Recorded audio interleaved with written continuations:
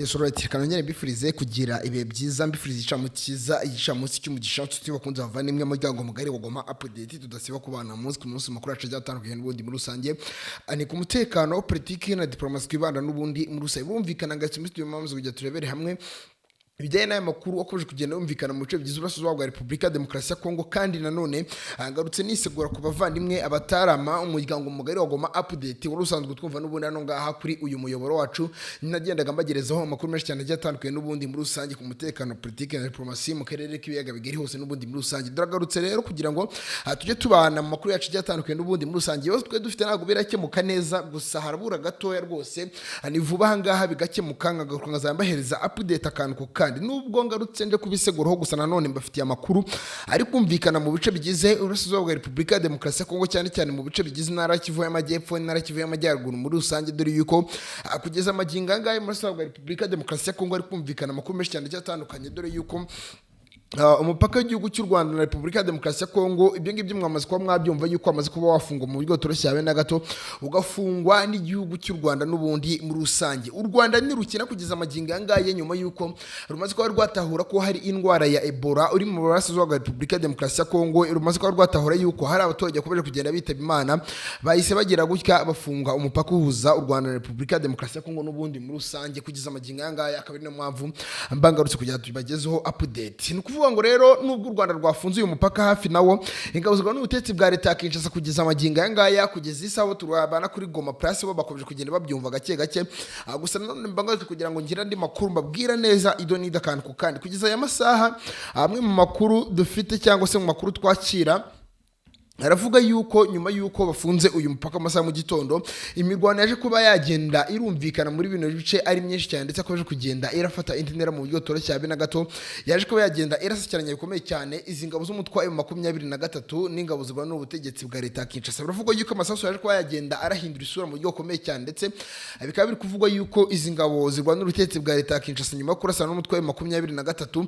byaje kuba byakomeza kugenda biratangira abasirikare b'umutwe wa 23 bagiye batakarizamo ubuzima mu buryo toroshye habe na gato, ndetse kugeza amagingo angahe mu makuru nakira hano ngaho mu bice bya Nyiragongo, mu bice bya Mugunga ndetse na Rusayo, biragaragara yuko hari abasirikare benshi bagiye batakariza ubuzima muri bino bice. Uyu mutwe wa Alliance Fleuve Congo ngo se AFCM 23 n'ubundi muri rusange nyuma y'urugamba rutoroshye habe na gato rwaje kuba rwagenda rwumvikanira muri bino bice n'ubundi bigize intara ya Kivu y'Amajyaruguru n'Uburasirazuba bwa Repubulika ya Demokarasi ya Kongo. Mu mujyi wa Bukavu kugeza aya masaha, kugeza amagingo angahe, kugeza uyu muntu tuvugana, humvikanye amasasu atari make yakomeje kugenda arasakiranya bikomeye cyane izi ngabo z'umutwe wa 23 n'ingabo za leta ya Kinshasa nyuma y'ibitero karabutaka ingabo za leta ya Kinshasa zagamye ku mutwe wa 23. Bavuga yuko rero izi ngabo zigwa n'ubutegetsi bwa leta ya Kinshasa zazi gushaka kwigarura uyu mujyi wa Bukavu n'ubundi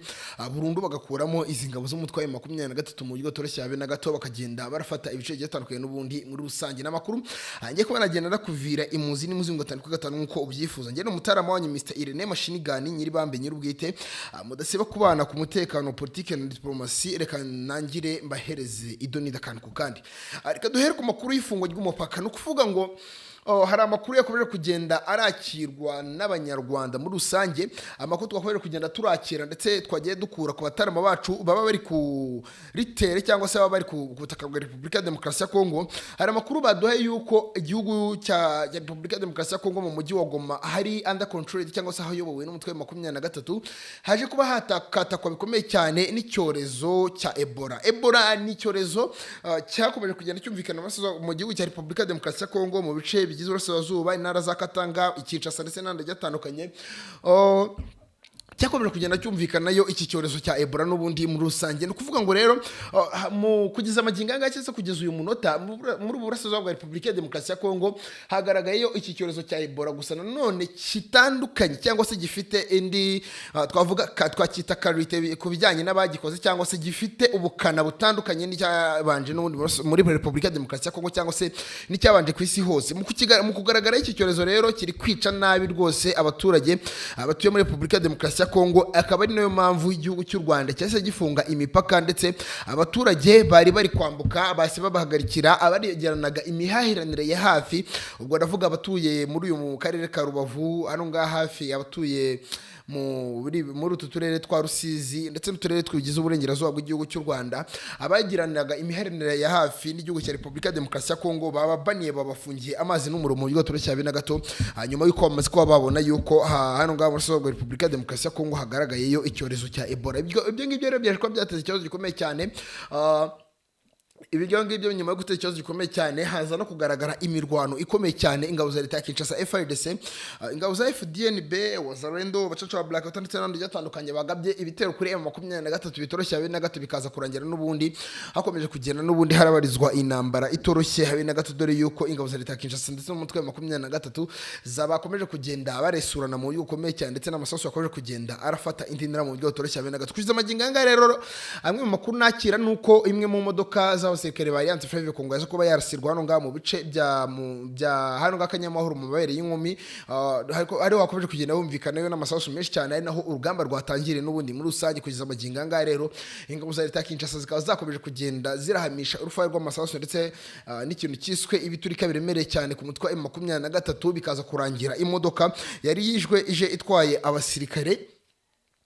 irasiwe muri bino bice n'ubundi muri rusange. N'urugamba rero navuga ko rwakomeje kugenda rafata indi ntera mu buryo bukomeye cyane ndetse n'urugamba navuga ko rwakomeje kugenda ruhindura isura kuko kugeza amagingo angaya umutwe wa M23 ukomeje kugenda uresurana nabo mu buryo bukomeye cyane n'ubundi muri rusange. Kugeza amagingo angaya biravugwa yuko abakomeje kugenda baratakariza ubuzima ari benshi cyane n'ubundi mu buryo butoroshye habe na gato. Nyamuneka nicyo musaba mbere yuko dukomeza kanda subscribe hano ngaho kuri Goma update ubone kandi kuri like wandike muri comment section ubundi tujye tubana gatanu kuri gatanu makuru yacu agiye atandukanye. Kanda kuri like muri comment section ijambo ryawe turi kumwe tano kwa tano ndikeneyemo akakanya kugira ngo amakuru yacu akomeje kugenda arakugeraho gatanu kuri gatanu ubundi nkuko ubyifuza. Ariko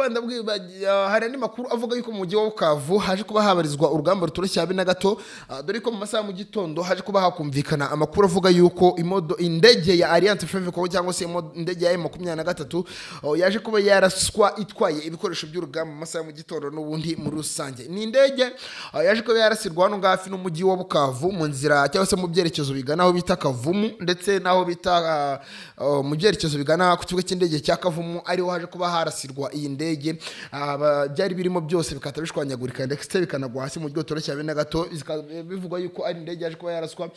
n'abasirikare cyangwa se n'abamudahusha b'ingabo zigana n'ubutegetsi bwa leta ya Kinshasa ubwo n'abasirikare n'aba special force ya Ibu bafadise n'ubundi munsi dore yuko byakorewe kugenda birahindura isura mu buryo bukomeye cyane. Nyamuneka ariko mushimire cyane mutwe mu makuru atangiye kugeza arangiye kandi rike nkubitse nimba rwa mbere sanzwe ngo kuri Goma update kandi subscribe ufungura akazogera ukande kuri like wandike muri comment section ijambo 55 ngiyewe mwabanye ndetse muzakomeza kugenda mu bantu makuru acaje atandukanye n'ubundi muri rusange hamwe n'abandi batarama dukomeza kugenda dufatanya makuru acaje atandukanye. Ndi Mr Irene Machine Gun nyiribambe nyirubwite mu kubana ku mutekano politike na diplomasi mugira ibihe byiza nta mukanya.